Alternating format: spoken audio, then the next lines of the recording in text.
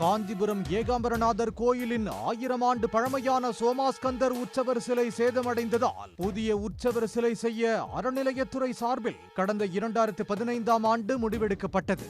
அதன்படி ஸ்தபதி முத்தையா வழிகாட்டுதலின்படி புதிய சோமாஸ்கந்தர் உற்சவர், ஏலவார் குழலி அம்மன் என 2 சிலைகள் தஞ்சாவூர் மாவட்டம் சுவாமிமலையில் செய்யப்பட்டன.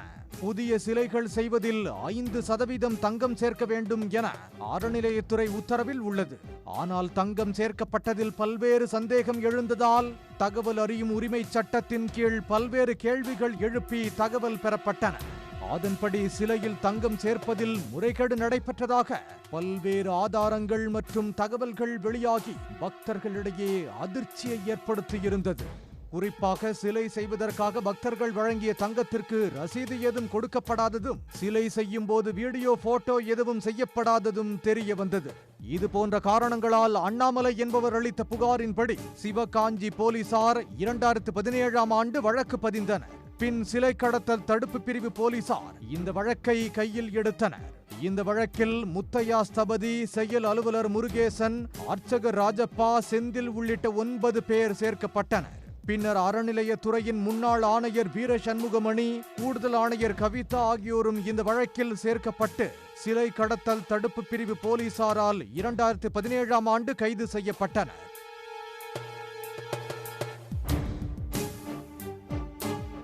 ஐஐடி நிபுணர் குழு மூலம் புதிதாக செய்த உற்சவர் சிலைகளை ஆய்வு செய்ததில் துளி தங்கம் கூட சிலையில் இல்லை என்ற தகவல் வெளியாகி பக்தர்களை அதிர்ச்சியடைய வைத்தது. இதனால் தங்கம் வழங்கிய பக்தர்களுக்கு பெரும் அதிர்ச்சியாக இருந்தது. சிலை கடத்தல் தடுப்பு பிரிவு போலீசார் இவ்வழக்கை கிடப்பில் போட்டதால் அதிருப்தி அடைந்த சென்னை உயர்நீதிமன்றம் சிவகாஞ்சி போலீசாருக்கு இந்த வழக்கை மாற்றியது. அதைத் தொடர்ந்து போலீசார் விசாரணை நடத்தி காஞ்சிபுரம் குற்றவியல் நீதிமன்றத்தில் இந்த வழக்குக்கான குற்றப்பத்திரிகையை சிவகாஞ்சி ஆய்வாளர் தாக்கல் செய்தார். அதில் 312 சவரன் தங்கம் பக்தர்களிடம் இருந்து பெறப்பட்டதாக புதிய எஃப்ஐஆரில் தெரிவிக்கப்பட்டுள்ளது.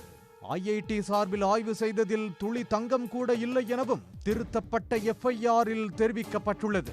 புதிய எஃப்ஐஆரில் போலி ஆவணங்கள் தயாரித்து மோசடி செய்தல், கோவில் சிலைகள் மற்றும் திருட்டு சார்ந்த பொருட்கள் திருடுவது உள்ளிட்ட பிரிவுகள் சேர்க்கப்பட்டுள்ளன. வழக்கு விசாரணை காஞ்சிபுரம் குற்றவியல் நீதிமன்றத்தில் தொடங்கியுள்ளது. இதனிடையே கும்பகோணத்தில் சிலை கடத்தல் தடுப்பு பிரிவு போலீசாரிடம் இருந்த புதிய உற்சவர் சிலைகளை காஞ்சிபுரம் கொண்டு வந்து நீதிமன்றத்தில் போலீசார் ஒப்படைத்தனர். இந்த சிலை ஏகாம்பரநாதர் கோவிலில் சிலை பாதுகாப்பு மையத்தில் உள்ளது.